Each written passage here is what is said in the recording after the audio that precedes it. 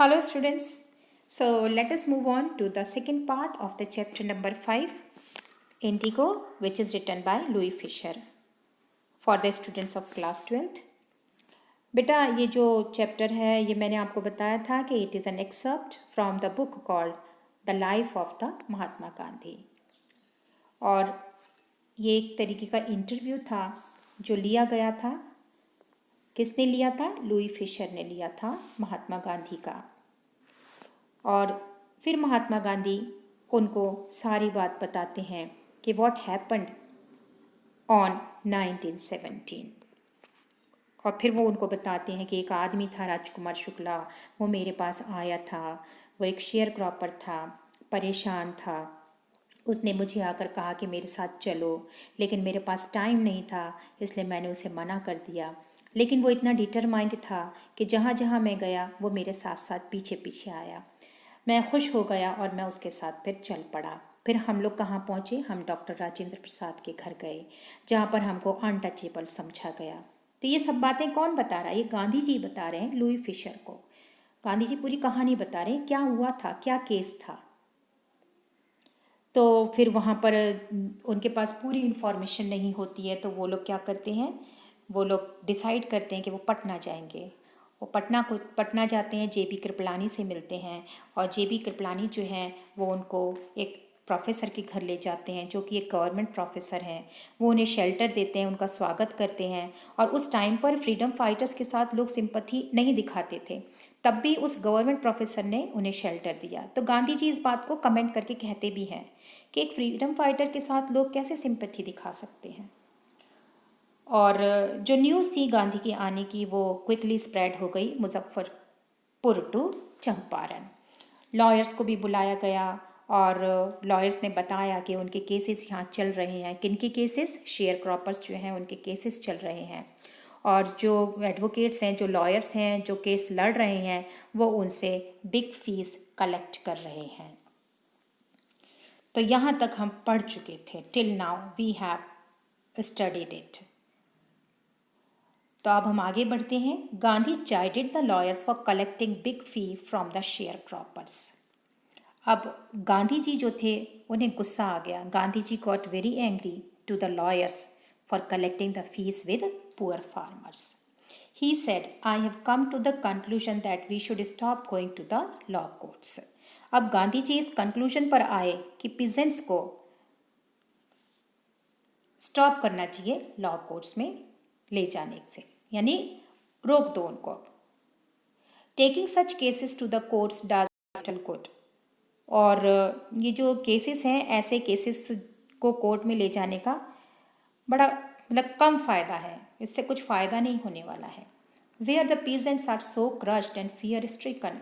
जहाँ पर जो पीजेंट्स हैं वो इतने ज़्यादा दबे हुए हैं, क्रश्ड हैं, क्रश्ड मीन्स दबाव है उनके ऊपर, और इतने डरे हुए हैं, फियर स्ट्रिकन हैं, तो उनके लिए लॉ कोर्ट्स जो हैं वो यूजलेस हैं। The real relief for them is to be free from fear. तो इनके लिए सबसे ज़्यादा ज़रूरी क्या था? इनके लिए सबसे ज़्यादा ज़रूरी था कि सबसे पहले इनका डर ख़त्म किया जाए। किन का डर? ये पुअर जो फार्मर्स हैं उनके डर को ख़त्म किया जाए, और लॉ कोर्ट्स उनके लिए बिल्कुल बेकार है। तो ये चीज़ गांधी जी को सही नहीं लगी थी, उन्होंने रोका उनको। Most of the arable land in the Champaran district was divided into large estates owned by Englishmen and worked by Indian tenants. Arable means उपजाऊ, fertile. तो जो लैंड था, अरेबल लैंड चंपारण डिस्ट्रिक्ट के अंदर, वो डिवाइडेड था लार्ज एस्टेट्स में। उनके ओनर जो थे वो इंग्लिशमैन थे और इंडियन एज अ टेनेंट वहाँ पर काम करते थे। Tenants means occupants paying rent in cash और काइंड, यानी वो बटाई का काम करते थे, ज़मीन किसी और की, लेकिन खेती वो लोग करते थे। The chief commercial crop was Indigo. और उस टाइम पर चीफ कमर्शियल क्रॉप क्या था? इंडिगो ही था। ये इसकी खेती बहुत ज़्यादा इम्पॉर्टेंट थी क्योंकि इसका ये जो इंडिगो थी वो एक्सपोर्ट होती थी। The landlords compelled all tenants to plant 3/20 or 15% of their holdings with indigo and surrender the entire indigo harvest as rent. तो लैंडलॉर्ड जो थे वो उनको फोर्स करते थे सारे टेनेंट्स को कि आपने जितना भी लैंड लिया है उसका 15% जो है उस पर इंडिगो उगाओ। 15% जो ज़मीन है उस पर क्या उगानी थी, ये कंपलसरी था उनके लिए कि तुम्हें इतनी इंडिगो यहाँ उगानी है, और फिर वो सारा क्रॉप हार्वेस्ट करके ब्रिटिशर्स को सबमिट कर दो। This was done by long term contract, और ये जो चीज़ थी इसको लंबे एग्रीमेंट के साथ, सिग्नेचर के साथ किया गया था। Presently, the landlords learned that Germany had developed synthetic indigo. They thereupon obtained agreements with the sharecroppers to pay them compensation for being released from the 15% arrangement. अब क्या हुआ, जो ब्रिटिशर्स थे, जो लैंडलॉर्ड्स थे, उनको ये पता चल गया कि जर्मनी जो है वो सिंथेटिक इंडिगो बना रही है। सिंथेटिक का मतलब है या तो मैन मेड कह लो, या फिर केमिकल बेस्ड कह लो, या फिर आर्टिफिशियल कह लो। तो अब उनको इस वाली इंडिगो की ज़रूरत नहीं थी। जर्मनी जो थी वो बना रही थी क्योंकि synthetic indigo. So they realised that कि अब मैन मेड इंडिगो आ गया है तो नेचुरल इंडिगो का प्राइस नीचे आ जाएगा। तो जाहिर सी बात है, जब मैन मेड इंडिगो आ चुका है मार्केट में तो नेचुरल इंडिगो जो है उसका प्राइस तो अपने आप लो हो जाएगा, लोग उसको खरीदेंगे नहीं। The sharecropping arrangement was irksome to the peasants, and many signed willingly. Those who resisted engaged lawyers, the landlords hired thugs. Meanwhile, the information about synthetic indigo reached the illiterate peasants who had signed, and they wanted their money back. अब क्या किया, Britishers ने एक game खेला इनके साथ। किन के साथ? इंडियन टेनेंट्स के साथ। तो उन्होंने क्या किया, उन्होंने एक एग्रीमेंट ऑफर किया इन पीसेंट्स को कि आप लोग एक मुआवजा दे दो। किस चीज़ के लिए? For being released from the 15% arrangement. क्योंकि अब सिंथेटिक इंडिगो बन रही थी तो इन्होंने भी गेम खेला ब्रिटिशर्स ने।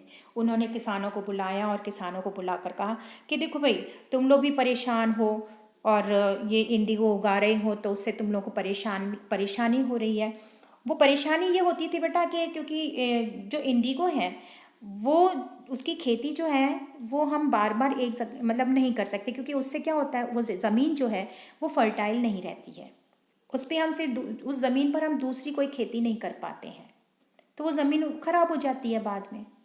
तो इसलिए जो शेयर क्रॉपिंग अरेंजमेंट जो था वो उनके लिए इर्कसम था, परेशानी करने वाली चीज़ थी, इरिटेटिंग करने वाली चीज़ थी। तो जब ब्रिटिशर्स ने इनको बुलाया और ये कहा कि देखो भाई, तुम लोग एक काम करो, अब तुम लोग है ना इंडिगो मत उगाना, जो तुम 15% इंडिगो उगा रहे थे वो भी मत उगाओ, अब तुम अपनी खेती जैसे करना चाहते हो करो। तो शेयर क्रॉपर्स जो थे इस प्रोसेस से बड़े मतलब उनको अच्छा लगा, क्योंकि ये जो इंडिगो उगाने का तरीका था वो तो बहुत ज़्यादा इरिटेटिंग था, ज़मीन भी ख़राब हो जाती थी उससे। तो लोगों ने उस पर साइन कर दिए, many signed willingly. Those who resisted, लेकिन कुछ लोग ऐसे भी थे कि उन्होंने इस चीज़ को अपोज भी किया। और engage lawyers, the landlords hired thugs. तो कुछ लोगों ने अपोज किया, लॉयर्स को एंगेज कर लिया, और जो लैंडलॉर्ड्स थे उन्होंने बदमाश ले लिए, हायर कर लिए बदमाश जो थे कि उनसे पैसा वसूला जाए किसानों से जो लोग नहीं दे रहे थे।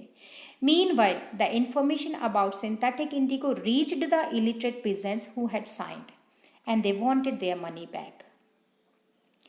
लेकिन हुआ क्या? Meanwhile, the information about synthetic indigo reached the illiterate peasants.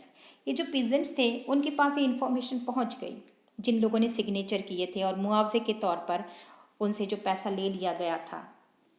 तो इसलिए अब उन्हें ये पता चल गया था कि मार्केट में सिंथेटिक इंडिगो आ चुकी है। अब वो ये सोच रहे थे कि हमसे तो इन्होंने पैसा भी ले लिया है, तो इसलिए शेयर क्रॉपर्स चाहते थे कि हमारा पैसा जो था वो वापस मिल जाए। बस यही जो चीज़ थी, यही जो केस था, ये लेकर जो राजकुमार शुक्ला हैं वो गांधी जी के पास पहुँचे थे, क्योंकि वो भी एक शेयर क्रॉपर थे और उन्होंने पैसा नहीं दिया था। वो परेशान थे क्योंकि जो ठग्स थे वो उन्हें परेशान करते थे। तो ये पैसा उन्हें वापस चाहिए था, जिन लोगों का पैसा जो था वो इन ब्रिटिशर्स के पास पहुंच गया था। जो इंडिगो इनको नहीं उगानी थी, उस इंडिगो के बदले में, उस इंडिगो की जो ज़मीन थी 15%, वो वो 15% का उनको मुआवजा देना था। यानी अब उन लोगों को इंडिगो नहीं उगानी है, अब वो अपनी खेती कर सकते हैं, जैसे चाहे कर सकते हैं, लेकिन 15% मुआवजा दे दो। इंडिगो की खेती उनके लिए इकसम तो थी ही, तो उन्होंने विलिंगली साइन कर दिए, और जो पे नहीं कर सकते थे वो लॉयर के पास गए। At this point Gandhi arrived in Champaran. अब जब गांधी जी को ये सारी बात पता चल गई तो गांधी जी जो थे वो चंपारण पहुंचे। He began by trying to get the facts, और वो वहाँ जाकर सच्चाई जानने के लिए, यानी उन्होंने शुरू कर दिया, कोशिश शुरू करने लगे कि सच्चाई क्या है। First he visited the secretary of the British land. सबसे पहले वो सेक्रेटरी के पास गए। The secretary told him that they could give no information to an outsider. लेकिन सेक्रेटरी जो थे उन्होंने उनको मना कर दिया। उन्होंने कहा सॉरी, मैं तुम्हारी कोई मदद नहीं कर सकता, नो डिस्कशन ऑन इट, और आप एक आउटसाइडर हैं, मैं आपको कोई इन्फॉर्मेशन इस मामले में नहीं दे सकता। Gandhi answered that he was no outsider. Gandhi ने यह भी कहा कि मैं कोई आउटसाइडर नहीं हूँ। Next, Gandhi called on the British official commissioner of the Tirhut division in which the Champaran district live. उसके बाद गांधी जी दूसरी जगह पर भी गए सच्चाई जानने के लिए कि सच्चाई क्या थी। कोशिश की उन्होंने जानने की वहाँ ब्रिटिश ऑफिशियल कमिश्नर के पास, जो कि तिरहुट डिवीज़न का था, और ये जो तिरहुट है वो कहाँ था? चंपारण डिस्ट्रिक्ट में था। तो द कमिश्नर गांधी रिपोर्ट्स, तो गांधी जी लुई फिशर को बता रहे हैं कि कहा जो कमिश्नर था उसने मुझे क्या कहा। गांधी ने बताया ये बात, गांधी रिपोर्ट कर रहे हैं कि उन्होंने तो मुझे क्या कहा, तुम यहाँ से चले जाओ, ये जो जगह है इसको छोड़ दो हमेशा के लिए, यहाँ से चले जाओ, कुछ नहीं होगा यहाँ पर। Proceeded to bully me and advise me forthwith to leave Tirhut. उन्होंने उनसे क्या कहा कि तिरहुट को छोड़ दो, उन्होंने उनको फोर्स किया। और प्रोसीडेड टू बुली यानी कुछ गंदा बोल देना, बुरी तरीके से बात करना, किसी को हार्म पहुंचाना, नुकसान पहुंचाना, और उनसे कह दिया कि चले जाओ। गांधी डिड नॉट लीव, लेकिन गांधी तब भी वहाँ से नहीं गए। Instead he proceeded to Motihari the capital of Champaran. इसके बदले में वो कहाँ प्रोसीड कर गए? Motihari the capital of Champaran. Several lawyers accompanied him, काफ़ी लॉयर्स जो थे वो उनके साथ आए। At the railway station a vast multitude greeted Gandhi, और रेलवे स्टेशन पर जब वो पहुँचे हैं तो काफ़ी लोगों ने उनका स्वागत भी किया, बहुत सारी पब्लिक आई उनको वह इनवाइट करने के लिए, ग्रीट करने के लिए। He went to a house and using it as headquarters, वो एक घर में गए और उसको एक हेड क्वार्टर बना लिया उन्होंने एक घर लिया वहाँ और उसको हेड क्वार्टर बनाया। कंटिन्यूड हिज इन्वेस्टिगेशंस, और अपने इन्वेस्टिगेशन को कंटिन्यू रखा। A report came in that a peasant had been maltreated in a nearby village. जब वो वहाँ रह रहे थे, हेडक्वार्टर्स बनाकर वहाँ पर हेडक्वार्टर बना लिया था एक घर को उन्होंने, और वहाँ पर बड़े बड़े नेता भी आते रहते थे, जैसे राजेंद्र प्रसाद हो गए, और भी कई नेता थे, वो उनके साथ जुड़े हुए थे। तो एक रिपोर्ट आई उनके आगे कि एक फार्मर है, उसको बहुत बुरी तरह से पीटा गया है, इल ट्रीट किया गया है उसको। Gandhi decided to go and see, तो गांधी ने ये डिसाइड किया कि मैं उस पीसेंट से मिलूँगा, और उन्होंने डिसाइड कर लिया कि वो जाएंगे, उसको देखेंगे। और दूसरे दिन सुबह he started out on the back of an elephant, और वो दूसरे दिन सुबह चल पड़े उस पीसेंट से मिलने के लिए, उसको देखने। He had not proceeded far when the police superintendent's messenger overtook him and ordered him to return to town in his carriage. Gandhi complied. और जब वो जा रहे थे रास्ते में तो इतने में एक गाड़ी आ गई।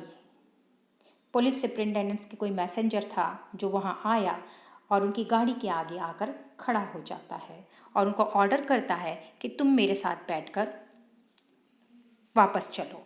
गांधी कंप्लाइड मीन्स फॉलोड और ओबेड। गांधी जी उसकी बात को मान जाते हैं और वो चले जाते हैं उसके साथ। The messenger drove Gandhi home, और मैसेंजर उनको गांधी जी के घर ले जाता है।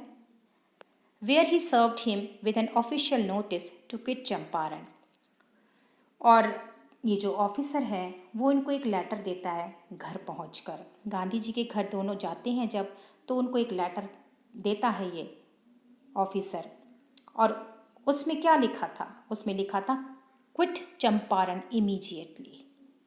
Gandhi signed a receipt for the notice, Gandhi ji ने अप्रूव तो कर दिया, लेकिन wrote on it that he would disobey the order, उन्होंने उस पर लिख भी दिया कि नहीं, मैं इस ऑर्डर को नहीं मानता हूँ इन दिस वे। उन्होंने पढ़ा उसको, सिग्नेचर किया और उसके ऊपर ये लिख दिया कि he would disobey the order. So here we have completed the second part of the chapter. Thank you all of you.